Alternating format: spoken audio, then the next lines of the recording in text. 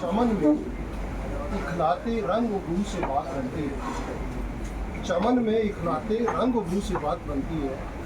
हम ही हम हैं तो क्या हम हैं, तुम ही तुम हो तो क्या तुम हो। तो ये जो संदेश है, कहीं कुछ ऐसा ही संदेश लेके आगाजे दोस्ती यात्रा राजघाट से चलती है। कई सालों से इस यात्रा में हूँ और पहला पड़ाव हमारा मुरथल में होता है। और यहाँ जैसे बताया, जैसे वकील बता रहे हैं, जैसे मलिक जी ने बताया कि यहाँ पे जितने भी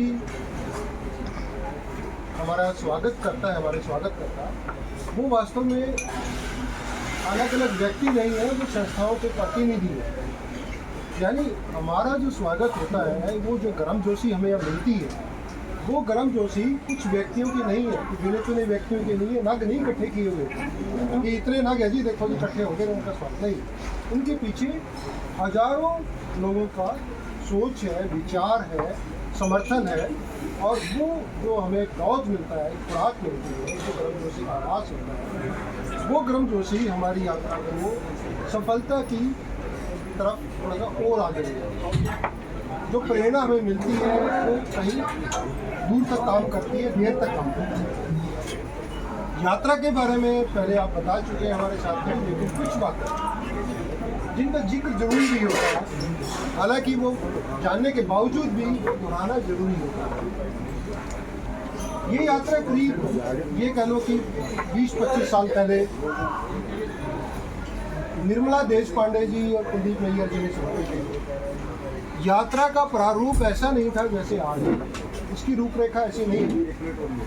वो कभी क्या करते थे कि आगाजे दोस्ती के नाम पे पाकिस्तान चले जाते थे, वहाँ पे सेमिनार कर लिया, वहाँ बातचीत कर ली, इस बात को आगे बढ़ाने का रहता था उनका कि आपसी पीपल टू पीपल फ्रेंडशिप।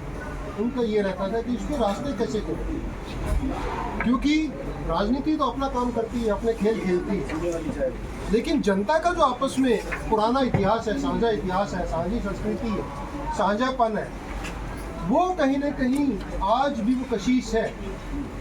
और वो कशिश को जिंदा रखा जाए और उस कशिश के लिए रास्ते बनाए जाए, किसी तरीके से बन पाए, और बनते भी हैं, प्रयास करते हैं। तो करतारपुर कॉरिडोर हमारे सामने है, आज के लिए उस तरीके के और भी कॉरिडोर खुल सकते हैं। मणिशंकर अय्यर जी इसी यात्रा में एक बार दिल्ली फ्लैगिंग ऑफ का जो हरी झंडी दिखाने का उस कार्यक्रम में थे, और एक बार अमृतसर में जब जाके वहाँ पे जो सेमिनार होता है फोकलोर रिसर्च सोसाइटी के नाम से, अभी जो वहाँ पे कल खालसा कॉलेज में सेमिनार होगा, उसमें बहुत ही बड़े बड़े नुमाइंदे आएंगे, बड़ी बड़ी हस्तियाँ आएंगी, बहुत बड़ी बड़ी शख्सियत आएंगी। कुलदीप मणिशंकर अय्यर जी उसमें आए हुए थे, उन्होंने एक बात कही थी, उस बात का दोहराना या जिक्र करना जरूरी लगता है। वो कहते हैं कि जब मैं विदेश मंत्री था, फॉरेन मिनिस्टर था, तो 3 लाख पाकिस्तानियों को मैंने वीज़ा दिलवाया, और 3 लाख में से एक वीज़ा में भी कोई गड़बड़ नहीं हुई किसी भी तरीके। वो कहना क्या चाहते हैं? वो कहना चाहते हैं कि लोग तो आपस में मिलना जुलना चाहते हैं, लोग तो जुड़ाव चाहते हैं, लोगों की तो रिश्तेदारियाँ हैं, लोगों के तो पुराने गांव के गवांडी वो सारे जो है ना वो आज बिखरे हुए हैं, वो कहीं ना कहीं अपनापन है। और जो दहशतगर्द हैं, जो टेररिस्ट है, वो वीज़ा वाले नहीं होते, उनके तो अलग रास्ते हैं। आप वीज़ा बंद करके आपको क्या लगता है कि टेररिज्म का कंट्रोल कर दोगे, दहशतगर्दों का आना जाना बंद कर दोगे? ये गलत फहमी है। तो लोग आपस में जुड़ते हैं, ये तो एक पक्ष है। जो यात्रा का मुख्य ये रहता है थीम कि आगाजे दोस्ती की जब बात करते हैं तो इंडो पाक फ्रेंडशिप की बात है, लेकिन ये पक्ष अधूरा है। अधूरा इसलिए है कि आप घर में आग लगी हो और आप कहते हो जी जो है ना पड़ोसियों से दोस्ती रहनी चाहिए, उसका कोई मायने नहीं रहता। ये चीज़ें आज हमारी हालत क्या है, यहाँ क्या हो रहा है, मतलब दिल रोकता है इस बात पे कि हमारे साथ मेवात के साथ हर साल हमारे साथ यात्रा में जाते हैं, इस बार वो नहीं जा पा रहे। पर क्यों नहीं जा पा रहे? तो आप जानते हैं कितने नफीस साथी हैं, कितने संजीदा किस्म के लोग हैं, कितने दानिशमंद हैं, इसका आप अंदाज़ा नहीं लगा सकते। जो हमेशा जुड़ाव की जोड़ने की बात करते हैं, प्रेम की बात करते हैं, शांति की बात करते हैं, भाईचारे की बात करते हैं, सद्भावना की बात करते हैं, वो नहीं जा पा रहे। और क्यों नहीं जा पा रहे? उसके पीछे बहुत बड़ा षड्यंत्र है। ये खाली एक घटना नहीं है कि पत्थरबाजी होगी और जो ना उसके बाद यूँ हो गया, ऐसा नहीं है। उसके पीछे एक सोच लगातार काम कर रही है। सरदार सोलंकी जी ने बहुत बढ़िया उस पर टिप्पणी दी है कि ये सोच क्या है इसके पीछे, इशारे किए उन्होंने। और वो जो सोच है कि किस तरीके से बंटवारा, तनाव, सांप्रदायिकता, सत्ताप्रस्ती और ये जो खून खराबा, ये किसी न किसी तरीके से चलता रहेगा, तो उसमें जो फसल पैदा होगी वो वोटों की फसल पैदा होगी। और वोटों की फसल जो काटेंगे तो राज में रहेंगे। एक मोटा सा फार्मूला है, और इस फार्मूले को हम समझ पाए और समझा पाए, वो भी एक उद्देश्य है इस यात्रा का। और वो यात्रा का उद्देश्य मैकेनिकल तरीके से, रिचुअल तरीके से कि हम जो है ना चल पड़े जी, रास्ते में कुछ साथियों ने स्वागत कर दिया, फिर आगे चले, कुछ पर्चे बांटते, उससे बात नहीं करती है। उससे बात तभी बनेगी जब संस्थाओं के नुमाइंदे जुड़ेंगे साथ में, जन आंदोलनों के लोग जुड़ेंगे साथ में, और हम भी उन तक अपना रास्ता पैदा कर पाए, वो हम अपनी बात हमें कह पाए, हम उनको अपनी बात कहें। तो ये जो संवाद है, ये विमर्श है, ये जो चर्चा है, उसी सिलसिले का एक पड़ाव है हम बात कर रहे हैं। और ये इस समझ के साथ आगे जाएंगे तो 2 से 4 लोगों में जाएंगे, 4 से 8 लोगों में जाएगी, हजारों लोगों में बात फैलेगी, और फैलेगी तो उसका प्रभाव कहीं ना कहीं किसी न किसी रूप में आएगा। आपके बिल्कुल पड़ोस में अगर खून खराबा हो रहा है और आपकी समझ बड़ी क्लियर है, तो आपको लगेगा कि इस आग को रोका जाए किसी तरीके से। ये आग फैलनी नहीं चाहिए। ये आग फैलेगी तो देश को तोड़ेगी, समाज को तोड़ेगी।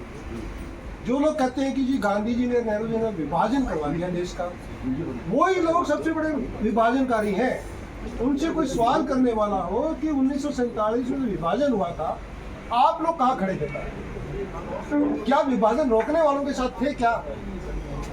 ये जवाब नहीं है। उनको तो जैसे कहते हैं ना कि अक्यूज करना है, उंगली उठानी है, बस। आज भी वो विभाजन की तैयारियां कर रहे हैं। पलवल में क्या हो रहा है?